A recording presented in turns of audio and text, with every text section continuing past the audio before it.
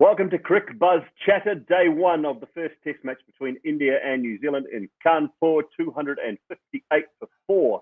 India finished on day one. Ajinkya Rahane won the toss, decided to bat first. No surprises there whatsoever. You bat first in Kanpur every day, all day. Shreyas Iyer 75 not out at the end of the day was very, very good. Shubman Gill with 52 and Ravi Jadeja 50 not out. That partnership at the end of the day really putting India in control. Kyle Jamieson outstanding, Tim Southee good, and Will Somerville as well. Simon Dool with you, and Dinesh Karthik. We've had some internet worries today, DK, but I think we're all okay now. How are you, and what did you make of day number one? Hello, Dooley. Good to see you. Is everything back there okay in Kanpur? It's all right. Yeah, it's all right. Thank you. I finally got my internet sorted. I've been struggling for a day and a half. I spent 2 days in quarantine, but hey, we're out. We've had a day of test match cricket. I just love getting back into the whites, watching test match cricket, the ebbs and the flows, all of those things. What did you think sitting back and watching day one? I was very excited, when I realized that India were batting first. I got even more excited because, you always want to watch India bat first and for some strange reason if you're an Indian fan. And it was just good to see them, win the toss, take the pretty straightforward decision, which is to bat first. And Shubman Gill, man, he was looking like $1,000,000, just had a lot of time when he played, always a great player of spin. But today, obviously, he had to play a slightly tricky spell at the start with Southee and Jamieson doing well, but really good to see him, stamp his authority. He's a player you know so well, and obviously you've seen come through from about 18, 19, 20 years old and progress to the side. Falling in a similar fashion, what does he need to do about just getting out in a very similar way? 6 times now in his test career, just that delivery that's nipping back in, LBW or bowled, just leaving that little gap. What does he have to do to just take that next step from those 50s, 60s to making hundreds? So I don't think he has a problem. He knows how to get the big hundreds. For as an example, every time he's got 100 in first class cricket, he's made it a double 100 or a 250. Yeah. So he knows how to get the big runs. There's a technical issue here. He goes slightly across. When you go across towards the ball, then you tend to throw your hands at the ball. That creates a bad gap. Whereas if you stay slightly beside the ball, you allow the ball to come to you, and then you can play it beside the ball, which is the right way to do it. And, as I saw the dismissal, you could see that this is a technical thing that he just needs to work on. It has got nothing mental about it because he's somebody who knows how to get the big hundreds. This is a technical thing that he needs to work on so that he can be consistent in red ball cricket. And also this is going to help him play white ball cricket better as well. Yeah, I talked about it in commentary too. I think it's great for him to probably now have Rahul Dravid sitting alongside him in the dressing room, who knows him so well from the NCA days, from the under-19 days as well. And when I thought he sort of burst onto the scene, he looked such a good player at that under-19 tournament down in New Zealand. And I'm sure having Rahul there, just those little technical things will help him iron those out as well. And there's no doubting the talent. It's just 1 or 2 little things along the way that he just needs to work on it. And we all do, I guess. The more we play, the more we learn, the more things we find we have to work on as well. Absolutely. I think you're bang on there. Having Rahul Dravid will give him a lot of moral support, I feel, because, when he was, that upcoming youngster, that fantabulous young boy from under 19, it was Rahul Dravid that was the coach even there. And he had said at that time that this guy is a superstar. And today he is on the verge of becoming a brilliant superstar, if not already. And to have Rahul Dravid there as the coach, I think will give him a lot of confidence. Yes, this is a technical thing which Rahul Dravid and Vikram Ratho will definitely work on in the near future, because if he sorts this out, I think his ability to get big runs, even if he goes abroad, will enhance by a big way. And it will be really good to have somebody like Rahul Dravid, who has gotten out a few times with the ball that's come back in as well. So obviously he'll have the right things to say to a boy like Shubman Gill. Any concerns with Cheteshwar Pujara, with Ajinkya Rahane? I mean, they both need a score. You don't lose class overnight. You can lose form, but you don't lose class overnight. Are there any concerns around the fact that they're just not quite converting those sort of middling scores into big scores at the moment? I think they would be a little disappointed. There is no doubt. I think, obviously there has been this, so the word out that, they need to score hundreds, they need to get hundreds, because they haven't in some time. So with every match, that pressure seems to increase. Obviously, because test matches played sporadically, they're not under the spotlight as often as at least, in the recent past. There's been a lot more white ball cricket with the World Cup and the New Zealand series happening. So There's been a lot of white balls, so it's kind of gone under the radar. But once Test cricket starts in full tilt again, I think every time they don't get runs, I think they come under the spotlight, so to say, in a negative way. And with every game, the voices from outside seem to get louder, and calling their names out, saying when is it going to happen? When are you going to bring the next guy?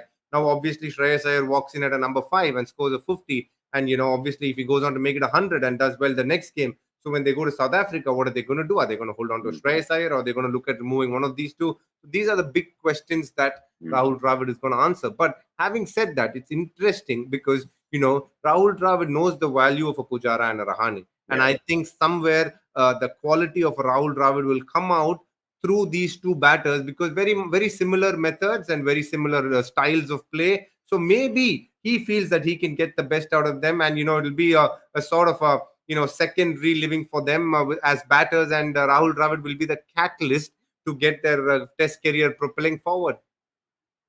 All right, DK. Now that you've mentioned Shreyas Iyer, it is time to put you on the hot spot. Mm-hmm.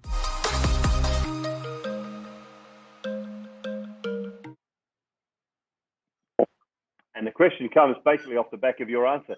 Is Shreyas Iyer a long-term replacement then for Ajinkya Rahane at number 5, or would you look to maybe promote Ravi Jadeja up the order to accommodate Ashwin and Jadeja in the same team all the time?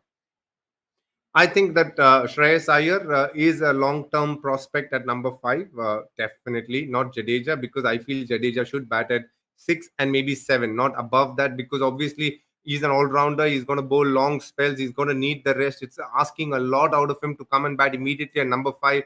Very proficient against spin. He's somebody who's improved drastically over a period of time with playing medium pace as well.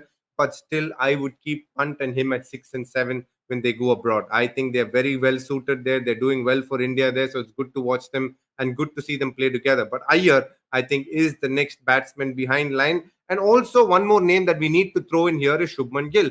When our KL Rahul and our Rohit Sharma comes in, he's going to miss out. So does he find a spot as a number 3? That's another interesting question that's going to happen. Whether Shubman Gill is the next number 3 and whether Shreyas Iyer is the next number 5. Time will tell, but definitely I would put my money on both of these players because they're very, very good players. On debut, to walk out, to be assured of your role, to be assured of your position, to just play with confidence. Why and how does he get that? Is it purely down to how much and how good he's been at first-class level, plays spin very well? Yes, I think your question is perfect, Dooley. I think it is phrased well. I think, yes, both the things. I think the fact that he's done well in domestic cricket will stand him in good stead, because if you see Kanpur, it's a low and slow wicket, and that's not his strength. He actually hails from Bombay, which has bounce, and we will be seeing the next game is a completely different pitch to what we played in Kanpur. It's got bounce early in the morning. There'll be some movement. So he's grown up there. So he'll be a good player of, obviously, the stand and deliver kind of shots. He'll play some great shots, a good wicket to bat on. But I think his biggest strength is his ability to play spin. He's somebody who has the ability to hit sixes from the crease. Anytime it's full, he just goes for it down the ground. And he's one of the better batsmen to be doing that consistently. That's one of the reasons why he's such a good white ball player as well, because he's very good off the front foot. And then there is one shot he plays beautifully. It's like how you cut melted butter, so to say, the cut shot. He plays it late and he plays it beautifully. And when somebody can play so well of the front foot and of the back foot, obviously the bowler doesn't have much so-called leeway to go wrong. Yeah, when we look at, I guess, good performances on one side, we've got to look at some on the other as well. And New Zealand's point of view today, not an easy day for them, but Kyle Jamieson just continues to impress. Unbelievable now, 19 wickets against India in 3 Test matches, another 3 today. He just, even in these conditions, I thought this would be the toughest test for Kyle Jamieson. But your impressions of him today, and particularly Tim Southee as well, who sort of held this bowling attack together along with Trent Boult for the last few years. I think, let's be honest, I think Kyle Jamieson was the best bowler on display today. His first spell, my God, was really good. He swung it more than Southee. You have to understand, Southee has a slightly wide arm release, so the ability to swing is a lot more. Whereas Jamieson is slightly more towards the ear, so he generally swings the ball less. But it was Jamieson who got this ball to swing a lot more today. If you saw how that goes to show the ball is coming nicely out of his hands. He's feeling confident. And I like the fact that he stepped away from T20s and said, I want to focus on Test cricket. He knows he has to bowl long spells in Test cricket if he wants to survive. Especially in India, it's going to be short bursts, but a lot of spells. He's done so well today. The first spell, a lot of openers he would have given trouble because he swung it both ways and made them play at some tough balls. It was really good to watch, and it was great to see him get the wicket of Mayank Agarwal, who's a good player in these conditions. But to get him out that way was good. And after that, consistently, every time he came back, he looked like getting a wicket, which is always a sign of a good bowler. If as a fast bowler you can consistently produce wickets in any spell in India, you can definitely regard yourself as one of the world's best. Why do you think he troubles India? I mean, why do you think he troubled them in New Zealand, again in England, and has troubled them to some extent today? India, we got to understand India as a batting unit over a period of time have struggled against people who release from taller positions. Against tall bowlers, their record is very, very ordinary. Over a period of time, we are talking about the best of batters, the Pujaras, the Kohlis, all of them, the Rohit Sharmas, they've all found it hard to play taller bowlers. It's very, very interesting that India have, if you do take the strike rates for tall bowlers, it's very, very high. It goes to show that India haven't done. And obviously, Kyle Jamieson being one of the tallest cricketers going around world cricket and his ability to swing both ways make it even more tougher to play him. I remember speaking to a few of the boys and they said he was the toughest bowler to play in the World Test Championship final as well. Goes to show that he's a class bowler. Well, day one has ended 258 for 4. Time to look ahead to tomorrow for Fast Forward.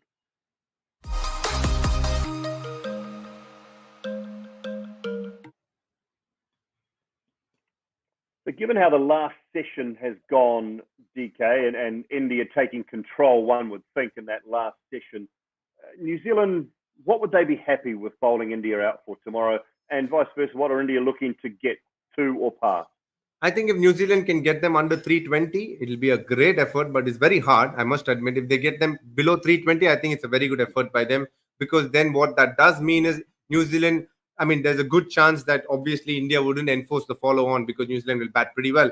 But if they obviously get more than 400, then India is definitely completely in the driver's seat, and they'll be looking to get New Zealand out as quickly as possible to put them in, or obviously, get them all out and then bat a little and again put the pressure on them, which will obviously give India the best chance of winning. But at this stage, I think New Zealand will be happy to restrict them to 320, and India, any score in excess of 375, they'd be very, very happy. Yeah, well, the ball is starting to turn. That's one thing we have noticed. It hasn't turned quickly. It stayed low at times as well. Average first inning score in Kanpur is 398, and it slowly gets worse from there down to the third inning. So some tough work for New Zealand to do tomorrow. We look forward to that. DK, thanks so much for your time. It's India who probably sit just ahead, I think, at the end of day one of this first test match of 2. 258 for 4, Jadeja and Shreyas Iyer will resume tomorrow. We look forward to your company tomorrow night, and we will be back with you. Stamp it in your diaries, put it in your phone, set your alarms, because we'll be back with you tomorrow night, right on 6 p.m. Dinesh Karthik and myself, internet sorted, Crick Buzz chatter, all things good about this first test match. Day one, India just in front. Look forward to your company tomorrow. DK, thanks for your time, and see you tomorrow night, mate. Thanks, Dooley. Missed you in the white ball series. Good to see you back with a big smile. Love it, buddy. See you tomorrow.